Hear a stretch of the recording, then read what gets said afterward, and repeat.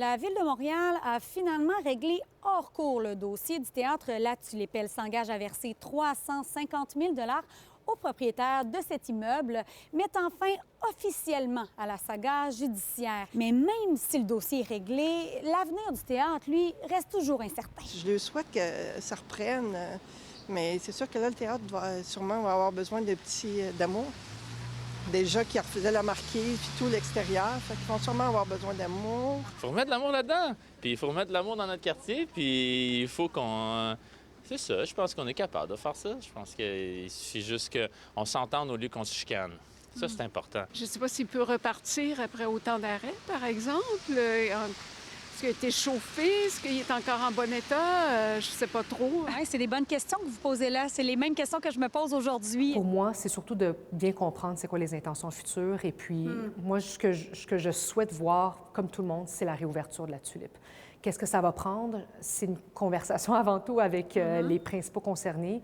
Et après, à moi de faire mes devoirs avec nos équipes pour voir ce qui est possible pour les accompagner. Une programmation de salle, ça ne se monte pas en 2 jours ou en une semaine. Ça risque de prendre quand même des mois.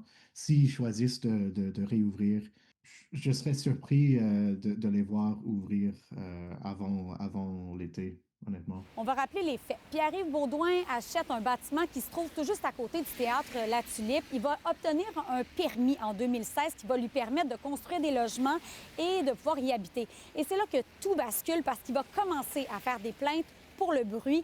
Il va s'en suivre une saga judiciaire qui va forcer la fermeture temporaire du théâtre La Tulipe en septembre 2024. Monsieur Beaudoin, là, même s'il ne gagnerait certainement pas un concours de popularité là, à Montréal et encore moins sur le plateau Mont-Royal, était, selon moi, dans son droit. Alors, ce montant-là pour acheter la paix me semble tout à fait raisonnable dans les circonstances. Aujourd'hui, on arrive à cette étape qui est l'entente hors cours, là, où vraiment on achète la paix. Je sais qu'il y a un lien de confiance à rebâtir, parce que c'est un dossier où on le reconnaît. Il y a eu une erreur humaine qui a été commise et puis aujourd'hui, on est en train un petit peu de réparer ces pots-là. C'est symbolique parce que la situation est tellement absurde. C'est on ne parle pas d'un bar-spectacle qui existe depuis 5 ou 10 ans, on parle d'un théâtre qui existe depuis 100 ans et qui était là bien avant M.